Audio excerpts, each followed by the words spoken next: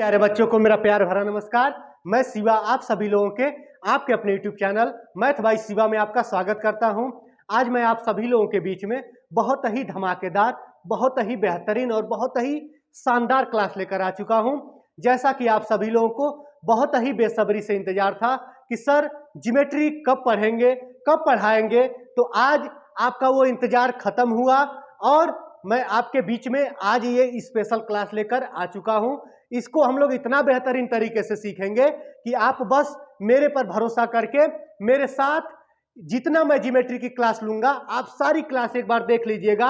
अगर आपका ज्योमेट्री किसी भी परीक्षा में, जहां भी कोई भी परीक्षा हो, चाहे एसएससी की परीक्षा, यूपी ट्रिपल एससी की परीक्षा, C TET, UP TET, railway, किसी भी परीक्षा की मैं बात कर रहा हूं जहां पर गणित से संबंधित प्रश्न पूछे जाते होंगे, मैं दावे के साथ कहता हूं कि किसी भी परीक्षा में 60% उस गणित का जो हिस्सा होता है उस हिस्से का 60% ज्योमेट्री कवर करती है।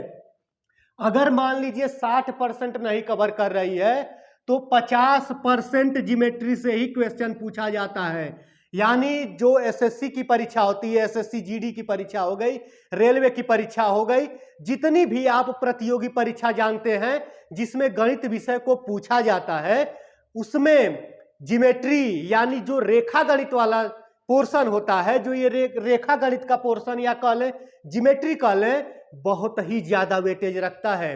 अगर आपको विश्वास नहीं होगा तो आप इस क्लास को देखने के बाद कोई भी किसी भी एग्जाम का पेपर उठाकर और अगर 20 क्वेश्चन है तो उस 20 क्वेश्चन में देख लीजिएगा सर्वाधिक किस टॉपिक से क्वेश्चन पूछा गया है।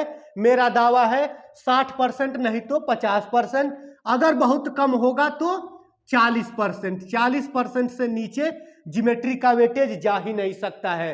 ज्योमेट्री इतना ब्रॉड है, इसमें इतने ज्यादा टॉपिक हैं। ट्रायंगल यानी त्रिभुज हो गया, क्वाड्रिलेटरल यानी चतुर्भुज हो गया, वृत्त यानी सर्कल हो गया, रेखा हो गया, कोण हो गया, एक्यूट एंगल, न्यून कोण, समकोण, पाइथागोरस प्रमेय, इतनी सारी चीजें हैं कि आप किसी भी परीक्षा का 60% या 50% या यह कह लीजिए कि 40% आपकी ज्योमेट्री कवर कर लेगी।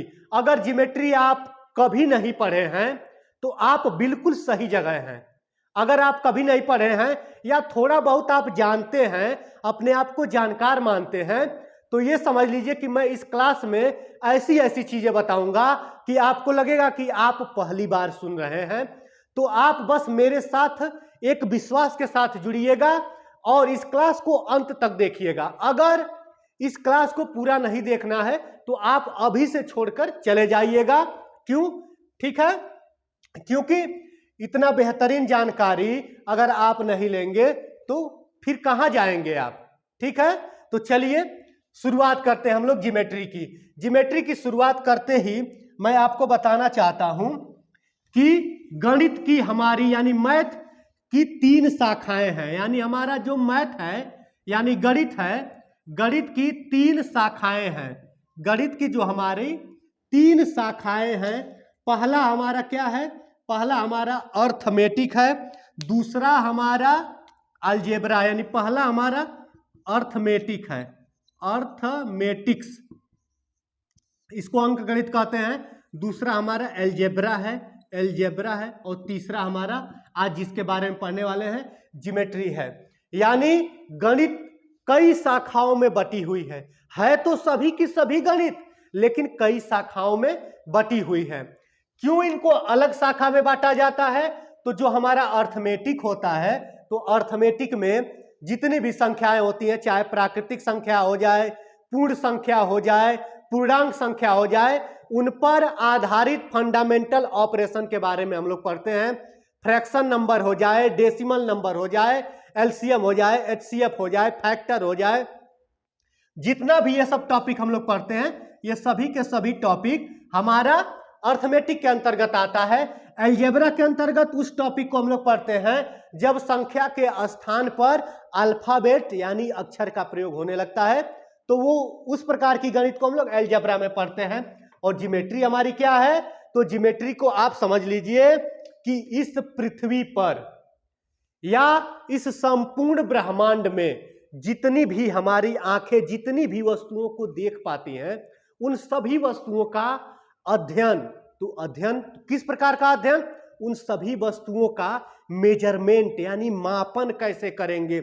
जैसे सपोज करिए कि आप कहीं जा रहे हैं, आपको बहुत बड़ा सा पहाड़ दिखाई दे रहा है, ठीक है, या कोई विश्व की सबसे ऊंची बिल्डिंग बुर्ज खलीफा आपको दिखाई दे रहा है, उसमें भी उसकी कितनी लंबाई है, कितना चौड़ा है, उसकी सारी डिस्टेंस यानी उसका सारा मेजरमेंट किस गणित के अंतर्गत होगा। अगर किसी गणित के अंतर्गत होगा तो वो है हमारी ज्योमेट्री यानी ज्यामिति। बहुत ही महत्वपूर्ण, बहुत ही इंपॉर्टेंट और बहुत ही इंटरेस्टिंग सब्जेक्ट है। तो इसको बहुत ही बेहतरीन तरीके से आप हमारे साथ जुड़कर जरूर पढ़िएगा। तो चलिए इस क्लास से अंत तक जरूर बने रहिएगा, आपको इस क्लास में बहुत मजा आने वाला है, ठीक है। तो चलिए हम लोग शुरुआत करते हैं कि ज्योमेट्री यानी ज्यामिति किसे कहते हैं। हमारा क्वेश्चन है कि ज्यामिति क्या होती है, यानी ज्योमेट्री क्या होता है। ज्योमेट्री यानी ज्यामिति किसे हम कहते हैं। तो चलिए ज्योमेट्री की शुरुआत करने जा रहे हैं। ज्यामिति, ज्यामिति यानी हमारी ज्योमेट्री दो शब्दों से मिलकर बनी हुई है। ज्यामिति दो शब्दों से मिलकर बनी हुई है। ज्यामिति, ज्यामिति जो हमारी है दो शब्द से मिलकर बनी हुई है। एक को हम लोग कहते हैं ज्या प्लस मिति। ज्या प्लस मिति। ज्या का अर्थ होता है पृथ्वी से, मिति का अर्थ होता है मापन। मापन मतलब मेजरमेंट करना, किसी की लंबाई, किसी की चौड़ाई, किसी की ऊंचाई का हम मेजरमेंट लेते हैं तो उसी को हम लोग मापन करते हैं। तो देखिए पृथ्वी पर जितनी भी हमको वस्तुएं दिखाई देती हैं, वो मान लीजिए आपका मोबाइल फोन है, ये व्हाइट बोर्ड है, दीवार है, पहाड़ है, आपका ये शर्ट है, जितनी भी वस्तुएं आप देख पाते हैं उन सभी वस्तुओं का मेजरमेंट अगर कहीं होता है, कोई गणित हमको सिखाती है तो उस गणित का नाम है ज्योमेट्री। ज्योमेट्री हमको मेजरमेंट करना सिखाती है, किसी भी वस्तु की लंबाई मापना सिखाती है, किसी भी वस्तु की चौड़ाई मापना सिखाती है, किसी भी वस्तु की ऊंचाई नापना सिखाती है। तो ज्यामिति शब्द का अर्थ क्या है, ज्या प्लस मिति, दो शब्द से मिलकर बना है। ज्या शब्द का अर्थ होता है पृथ्वी और मिति शब्द का अर्थ होता है मापन। उम्मीद करते हैं आपको ये समझ में आ गया होगा। अब चलिए अब हम आगे स्टार्ट करते हैं। पहला पॉइंट हम लोग स्टार्ट करते हैं। सबसे पहले हम लोग क्या पढ़ेंगे, तल यानी पृष्ठ, जिसको इंग्लिश में सरफेस कहते हैं। सबसे पहले हम सरफेस के बारे में पढ़ेंगे। सबसे पहले हम किसके बारे में पढ़ेंगे, तल। तल को क्या कहते हैं, पृष्ठ भी बोला जाता है, इंग्लिश में इसको सरफेस बोला जाता है। सरफेस क्या होता है, पृष्ठ क्या होता है। पृष्ठ को एकदम आसान शब्द में समझ लीजिए कि पृष्ठ का मतलब क्या होता है।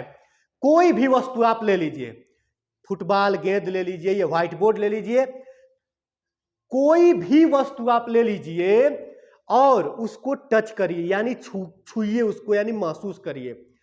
ये वस्तु है एक, यानी अगर ये व्हाइट बोर्ड है तो इसको मैं टच कर रहा हूं, महसूस कर रहा हूं, ठीक है। तो तल का संबंध इस महसूस से किस प्रकार से है, तल का संबंध इस महसूस से इसलिए है कि तल का यानी सरफेस का डिफिनीशन ही यही होता है कि किसी भी ऑब्जेक्ट का सबसे बाहरी हिस्सा, जिस हिस्से को हम टच कर पाते हैं या छू पाते हैं। सपोज करिए कि हमारी बॉडी का जो आंतरिक हिस्सा है, आंतरिक हिस्सा हृदय को हम छू थोड़े पाएंगे, अंदर हमारा हाथ थोड़े चल जाएगा बॉडी के। जब भी रहेगा तो हमें अपने बॉडी के जो ये स्किन होती है उसी के ऊपर हमारा हाथ रहेगा, इस व्हाइट बोर्ड के इसी के ऊपर हमारा हाथ रहेगा। अगर हमको पानी को छूना है तो पानी के ऊपर इस सतह को छुएंगे, उसी को सतह बोला जाता है, सरफेस। किसी भी ऑब्जेक्ट का जो सबसे बाहरी हिस्सा या सबसे ऊपरी हिस्सा जिसको हम छू कर महसूस करते हैं, जिसको हम लोग छू कर महसूस कर सकते हैं, वही छूते हम लोग किसको हैं, हम लोग सरफेस यानी किसी न किसी तल को छूते हैं, किसी न किसी तल को छूते हैं। तल भी कई प्रकार का होता है, किसी न किसी तल को छूते हैं, और तल भी कई प्रकार का होता है। तल एक होता है जिसका नाम है समतल, तल जिसका नाम क्या है, समतल। एक होता है वक्र तल, वक्र तल। तल आपको समझ में आ गया होगा, जैसे ये व्हाइट बोर्ड है, व्हाइट बोर्ड के इस ऊपरी हिस्से को मैं टच कर रहा हूं, यही इसका तल कहलाएगा, यही इसका सरफेस कहलाएगा। साइड में मेरे दीवार है, दीवार को मैं इस प्रकार से टच करूंगा, टच करके महसूस करूंगा, तो जिस हिस्से को मैं टच कर रहा हूं वही उस दीवार का तल कहलाएगा। मार्कर है, मार्कर के इस ऊपरी हिस्से को मैं टच कर रहा हूं, जो जिस हिस्से को मैं टच कर सकता हूं, जिस हिस्से को मैं टच कर सकता हूं वो इस मार्कर का क्या कहलाएगा, सरफेस। इंग्लिश में किसे क्या कहते हैं, सरफेस कहते हैं, हिंदी में इसको तल कहा जाता है। अब तल भी कई प्रकार का होता है।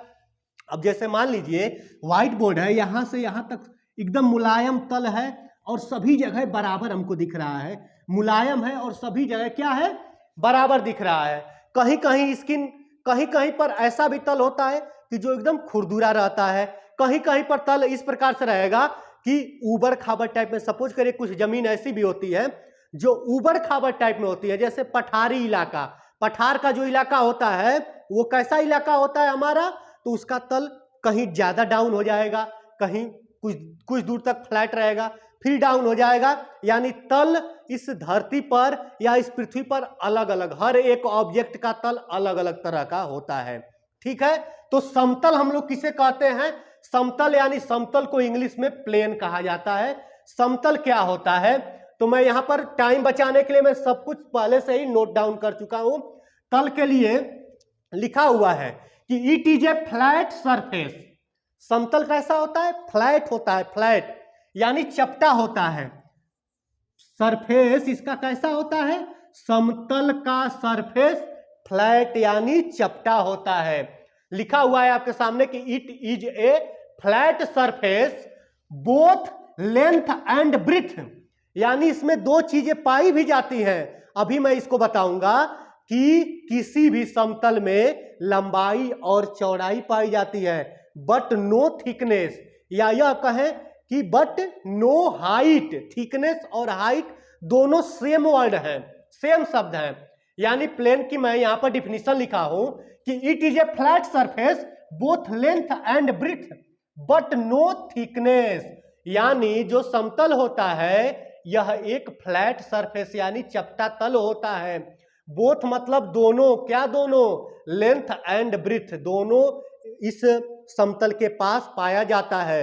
यानी समतल का एक गुण होता है कि समतल के पास लंबाई भी होती है, समतल के पास अपनी चौड़ाई भी होती है, लेकिन किसी भी समतल की कोई मोटाई या ऊंचाई नहीं पाई जाती है, किसी भी समतल में कोई मोटाई या ऊंचाई नहीं पाई जाती है।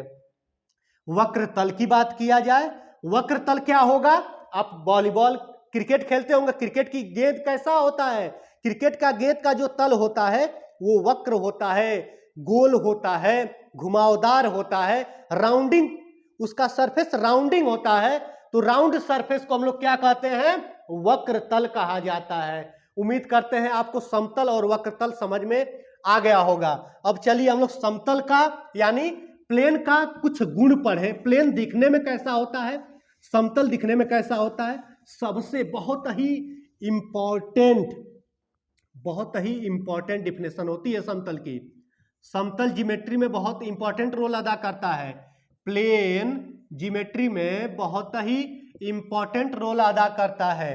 प्लेन क्या होता है, मैं यहां पर आपको परिभाषा इसकी समझा चुका हूं कि it is a flat surface both length and breadth but no thickness, मतलब कोई थिकनेस नहीं होती है उसके अंदर।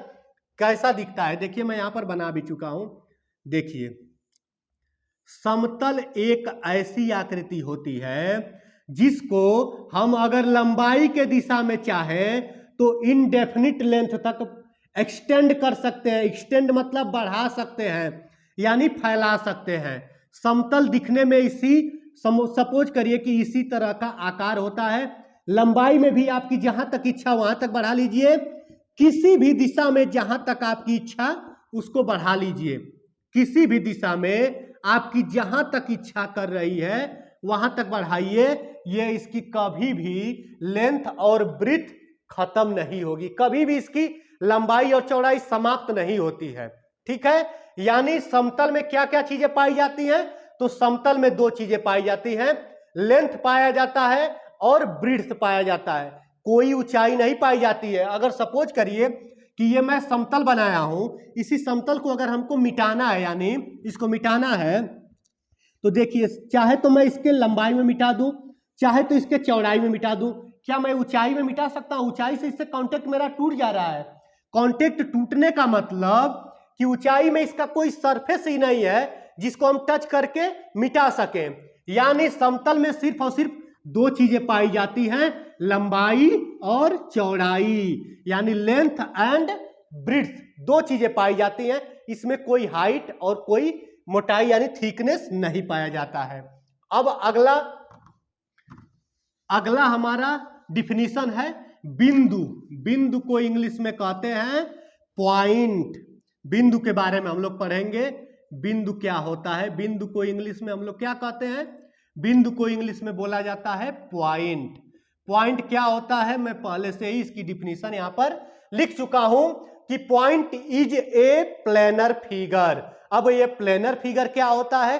प्लेनर फिगर को हिंदी में कहते हैं समतलीय आकृति। सपोज करिए कि कोई समतल है, अगर किसी समतल पर हम कोई आकृति बना पा रहे हैं तो उस आकृति को हम लोग समतलीय आकृति कहते हैं। समतलीय आकृति में आज तक आप त्रिभुज बनाना आपको पता होगा, चतुर्भुज भी आप बना लेते होंगे, वृत्त भी आप बना लेते होंगे। वो सभी की सभी आकृतियां क्या हैं? प्लेनर फिगर हैं। सभी की सभी आकृतियां क्या हैं? समतलीय आकृतियां हैं, यानी प्लेनर फिगर है। प्लेन कैसा होता है? चारों दिशाओं में इसको एक्सटेंड किया जा सकता है। एक्सटेंड करने का मतलब फैलाया जा सकता है। इसमें दो चीजें पाई जाती हैं, लंबाई और चौड़ाई। अब हम बात करेंगे पॉइंट की। पॉइंट क्या होता है? Point is a planar figure. समतल पर जिस आकृति को हम लोग बनाने में सक्षम है उन सभी आकृतियों को प्लेनर फिगर कहते हैं। सपोज करिए आपके सामने ये व्हाइट बोर्ड है, इस व्हाइट बोर्ड पर मैं अगर त्रिभुज का फिगर बना पा रहा हूं तो ये हमारा प्लेनर फिगर हो गया। इस चतुर्भुज का फिगर बना पा रहा हूं, सर्कल का फिगर बना पा रहा हूं, तो ये सभी कैसी फिगर हैं? प्लेनर फिगर, यानी समतल पर बनने वाली आकृति। आकृति का मतलब चित्र, चित्र का मतलब तस्वीर, ठीक है। ये सारी की सारी क्या है? प्लेनर फिगर है, यानी प्लेन पर बनने वाला फिगर है। तो कह रहा है कि पॉइंट भी हमारा कैसा फिगर है? प्लेनर फिगर है। उसको भी हम लोग क्या करते हैं? किसी भी समतल में बना पाते हैं। अब देखिए बिंदु के बारे में हम लोग जानते हैं, बिंदु क्या होता है और क्या गुण होता है। प्लेन के पास क्या गुण होता है? प्लेन के पास हम लोग जानते हैं, यानी समतल के पास गुण होता है कि इसको लंबाई के दिशा में बढ़ाते जाइए, चौड़ाई के दिशा में बढ़ाते जाइए, कभी समाप्त नहीं होता है। यानी अनलिमिटेड लेंथ होगी, अनलिमिटेड ब्रीड्थ। ब्रीड्थ मतलब अनिश्चित लंबाई और अनिश्चित चौड़ाई होगी, ठीक है। कोई ऊंचाई इसमें नहीं होगा, ठीक है। अब बिंदु की बात करते हैं। बिंदु यानी पॉइंट क्या होता है? तो point is a planar figure having मतलब रखता है नो लेंथ, यह बस लिखे हुए हैं, no length, no breadth and no thickness. यहां पर क्या था कि सिर्फ और सिर्फ थिकनेस नहीं थी, लेकिन पॉइंट हमारा एक ऐसा फिगर है जिसके पास उसकी खुद की न कोई लंबाई होती है, न कोई चौड़ाई होती है और न ही कोई मोटाई या ऊंचाई होती है। बिंदु हमारा देखने में एक डॉट को ही हम लोग बिंदु कहते हैं। ये डॉट दिखाई दे रहा है आपको, ये डॉट, कहीं भी डॉट लगा दे रहे हैं, ये बिंदु कहलाता है। बिंदु क्या होता है? तो it is A mark of position. ये किसी भी पोजीशन को, किसी भी स्थिति को दिखाता है। यानी अगर यहां पर हम डॉट लगा दिए हैं तो वो हमको कुछ दिखा रहा है कि एक पोजीशन को दिखा रहा है कि अगर इससे इसको मिला लीजिए, ये पोजीशन, अब इससे बाहर यहां तक नहीं मिलाना है, इससे हम इसको मिला लिए, इससे इसको मिला लिए, इससे इसको मिला लिए, इससे इसको मिला लिए। देखिए ये इस पोजीशन को दिखा रहा है, ये बिंदु इस पोजीशन को दिखा रहा है, ये बिंदु इस पोजीशन को दिखा रहा है, ये बिंदु इस पोजीशन को दिखा रहा है। सपोज करिए आपको रेस कराना है, रेस की शुरुआत यहां से करना है, समाप्त यहां कराना है रेस को। अगर कोई व्यक्ति यहां से दौड़ना स्टार्ट करेगा तो शुरुआत में वो जहां पर खड़ा था तो उसकी पोजीशन को हम बिंदु से बता सकते हैं। एक बिंदु बना देंगे और मान लेंगे कि वो व्यक्ति यहीं से चलना स्टार्ट किया था, यानी दौड़ यहीं से शुरू हुई है, इस बिंदु पर आकर समाप्त हुई है। ठीक है, तो पॉइंट क्या होता है? पॉइंट के पास अपनी कोई लंबाई नहीं होगी, कोई चौड़ाई नहीं होगी और कोई भी उसकी मोटाई नहीं होती है। ठीक है, उम्मीद करते हैं आपको पॉइंट समझ में आ रहा होगा। या थोड़ा सा एडवांस भाषा में इसको समझने का प्रयास करें तो सपोज करिए कि जैसे इस तरह की आकृति को हम लोग सर्कल पढ़ते हैं और ये उस सर्कल का सेंटर कहलाता है। और इस जो आकृति में बनाया हूं, इस सेंटर से इस कोई एक किसी रेखाखंड से यानी किसी लाइन सेगमेंट से मैं मिला दूंगा तो ये हमारी रेडियस कहलाती है। मान लीजिए यहां पर रेडियस 10 सेंटीमीटर की है। सपोज करिए फिर एक फिगर में बना दिया, यहां पर रेडियस कुछ कम हो गई, मान लीजिए यहां पर रेडियस 8 हो गई। सपोज करिए कि फिर उससे भी मैं छोटा कोई फिगर बना दे रहा हूं। इस प्रकार से छोटा करते करते एक समय ऐसा मैं कर दे रहा हूं, यहाँ रेडियस 8 थी, मान लीजिए यहाँ 6 हो गई, यहाँ मान लीजिए 5 हो गई, यहाँ 4 हो गई। एक समय ऐसा आएगा कि जब हमारा रेडियस क्या हो जाएगा? 0 हो जाएगा, यानी r का मान कितना हो जाएगा? 0। अगर किसी वृत्त की रेडियस की माप 0 होती है तो वो वृत्त नहीं रह जाता है, वो वृत्त पॉइंट का रूप ले लेता है। वो वृत्त किसका रूप ले लेता है? पॉइंट का रूप ले लेता है। पॉइंट दिखने में कैसा होगा? तो एक डॉट लगा दीजिए, ये हमारा पॉइंट है। पॉइंट को हमेशा अंग्रेजी के कैपिटल लेटर से लिखते हैं। ए के अलावा जरूरी नहीं है कि मैं ए लिख दिया हूं तो आप भी समझ लीजिए कि किसी भी पॉइंट को बस ए से लिखा जाता है। नहीं, अंग्रेजी के अल्फाबेट यानी जो 26 अक्षर हैं उनमें से किसी अक्षर से किसी भी पॉइंट को आप लिख सकते हैं। जैसे मान लीजिए यहाँ एक कोई पॉइंट है तो इसको हम पी भी लिख सकते हैं, कोई पॉइंट है इसको सी भी लिख सकते हैं, कुछ भी लिख सकते हैं। सिर्फ और सिर्फ हमको ध्यान देना है कि हम लिखेंगे, अगर हम पॉइंट को दिखा रहे हैं, अल्फाबेट से दिखा रहे हैं, तो हमारे दिमाग में ये बात हमेशा बैठी रहनी चाहिए कि कभी भी स्मॉल लेटर से हम किसी पॉइंट को नहीं दिखाएंगे। किसी भी स्मॉल लेटर से पॉइंट को नहीं दिखाया जाता। उम्मीद करते हैं पॉइंट आपको बहुत बेहतरीन तरीके से समझ में आ गया होगा। अब चलिए हम लोग अगली डिफिनीशन को स्टार्ट करते हैं, देखते हैं क्या है। अगला डिफिनीशन लाइन यानी रेखा। अगर आपको आज तक रेखा नहीं समझ में आया है, आज आप समझ जाएंगे कि ये रेखा क्या होती है, रेखा किसे कहते हैं। ठीक है ना? तो चलिए रेखा की हम लोग शुरुआत करते हैं। रेखा किसे हम लोग कहते हैं? रेखा को इंग्लिश में कहा जाता है लाइन, LINE। डिफिनीशन में समय बचाने के लिए पहले से ही लिख चुका हूं कि it is a group of points. रेखा क्या हमारा होता है? ग्रुप ऑफ पॉइंट, यानी कई असंख्य बिंदु को मिला दीजिए और जब कई असंख्य बिंदु को इकट्ठा कर देंगे, एक जगह मिला देंगे, तो वो एक रेखा का रूप ले लेता है। किसका रूप ले लेता है? एक लाइन का रूप ले लेता है। रेखा दिखने में कैसी होती है? तो रेखा दिखने में इसी आकृति की होती है। ठीक है, ये आकृति मैं जो बनाया हूं ये एक रेखा की आकृति है, लेकिन इस दुनिया में कोई भी व्यक्ति किसी रेखा की आकृति को नहीं बना सकता है। आपके मन में प्रश्न आएगा कि क्यों? इसलिए रेखा की आकृति को कोई व्यक्ति नहीं बना सकता है क्योंकि रेखा इस दिशा में भी अनलिमिटेड लेंथ तक जाती है और इस दिशा में भी, इस डायरेक्शन में भी अनलिमिटेड लेंथ तक जाएगी, इस दिशा में भी अनलिमिटेड लेंथ तक जाएगी। यहां पर लिखा हुआ है कि it is a group of points which is extended. Extended का मतलब फैलाया जाना। किसी भी चीज को हम फैला रहे हैं या खींच रहे हैं या बढ़ा रहे हैं तो उसी को इंग्लिश में एक्सटेंडेड बोला जाता है। एक्सटेंडेड यहां पर लिखा हुआ है, extended up to infinite in both direction. यानी ये कहना यह चाह रहा है कि रेखा एक हमारी ऐसी आकृति होती है जिसको दोनों दिशाओं में अनलिमिटेड लेंथ तक हम एक्सटेंड कर सकते हैं, यानी फैला सकते हैं। सबसे आसान भाषा में आप समझ लीजिए कि रेखा का मतलब होता है रस्सी का एक ऐसा गट्ठर, या यह समझ लीजिए कि तार का, वायर का एक ऐसा गट्ठर कि आप उसको फैलाते जाइए, ये पूरी पृथ्वी कम पड़ जाएगी लेकिन कभी रेखा समाप्त नहीं होगी। मैं रेखा को भले इस व्हाइट बोर्ड पर इस तरह बना दिया हूं, लेकिन आप सपोज करिए कि जो दोनों दिशाओं में कभी समाप्त नहीं होगी, उसको मैं यहां पर बना कैसे पाऊंगा? तो मैं ये जो फिगर इसका बनाया हूं वो आभासी रूप में है, आभास कराने के लिए, पढ़ाने के लिए, आपको सिखाने के लिए। ठीक है, उम्मीद करते हैं रेखा आपको समझ में आ रहा होगा। रेखा का डिफिनीशन क्या है कि it is a group of point, यानी इस रेखा में कितने ग्रुप हैं? ग्रुप ऑफ पॉइंट कितने हैं? तो असंख्य पॉइंट इसमें मिलकर बना हुआ है। देखिए मैं मिटाता जा रहा हूं, छोटा छोटा सपोज करिए कि हमको पॉइंट मिलता हुआ चला जाएगा, छोटा छोटा पॉइंट मिलता हुआ चला जाएगा। यानी एक रेखा में कितने बिंदु होते हैं? तो रेखा में असंख्य बिंदु से मिलकर रेखा हमारी बनती है। रेखा में क्या क्या चीजें पाई जाती है? तो रेखा में एक ही चीज पाई जाएगी, सिर्फ और सिर्फ लंबाई पाई जाएगी। क्या पाई जाएगी? लंबाई पाई जाएगी। किसी भी रेखा में कोई चौड़ाई नहीं होती है।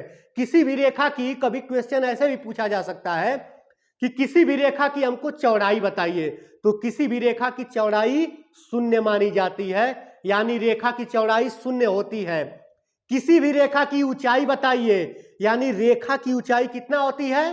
तो रेखा की ऊंचाई भी शून्य होती है। लेकिन रेखा की लंबाई यानी लेंथ कितना होता है? तो लेंथ अनलिमिटेड, असीमित, जिसकी कोई सीमा नहीं है। हम लोग नहीं बता पाएंगे कि किसी भी रेखा की लंबाई कितनी होती है। उम्मीद करते हैं रेखा आपको समझ में आ गया होगा।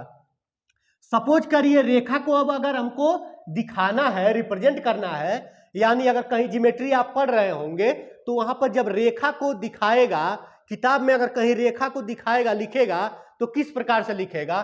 तो मान लेते हैं कि इस दिशा में कहां तक जा रही है हमको नहीं पता है, लेकिन मान ले रहे हैं कि इस दिशा में ए तक जा रही है, इस दिशा में भी मान लेते हैं कि इस दिशा में भी ये बी तक जा रही है। ठीक है, तो जब इस रेखा को हमें दिखाना रहेगा तो हम ऐसे लिखेंगे ए बी लिख के यहां पर रेखा, वो तीर वाली रेखा ऊपर उसके बना देंगे। ये रेखा को दिखा रहा है। उम्मीद करते हैं आपको ये समझ में आ रहा होगा। अगर कोई दूसरी रेखा है, जैसे मान लीजिए इसको आप मान लीजिए सी मान लीजिए, इसको डी मान लीजिए, तो इसको दिखाना रहेगा तो ये सी लिख दिए, ये डी लिख दिए, इसके ऊपर हम रेखा बना दिए। अब उम्मीद करते हैं रेखा आपको बहुत बाकायदे से समझ में आ गया होगा, बहुत अच्छे तरीके से समझ में आ गया होगा। अब हमारा लास्ट पॉइंट है किरण। अब हम किरण को समझने वाले हैं कि किरण हम किसे कहते हैं, यानी रे क्या होती है, किरण क्या होती है। तो चलिए स्टार्ट करते हैं रे यानी किरण के बारे में। रे यानी रेज यानी किरण। किरण क्या होता है परिभाषा मैं पहले से ही दे चुका हूं। किरण किसे कहते हैं? तो लिखा हुआ है कि इट इज ए लाइन। सबसे पहले तो लिखा हुआ है कि यह एक रेखा होती है। किरण भी हमारी क्या होती है? एक रेखा होती है।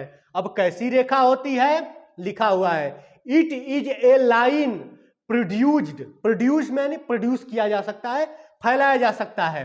Produced in only one direction then it is known as ray. यानी कह रहा है कि किरण भी हमारी क्या होती है? एक लाइन होती है, यानी एक रेखा होती है। किरण एक हमारी रेखा होती है, लेकिन कैसी रेखा होती है? तो देखिए किरण हमारी कैसी रेखा होती है? Produced in only one direction. एक ऐसी रेखा जिसको, उस रेखा में तो हम लोग नहीं जान रहे थे कि वो रेखा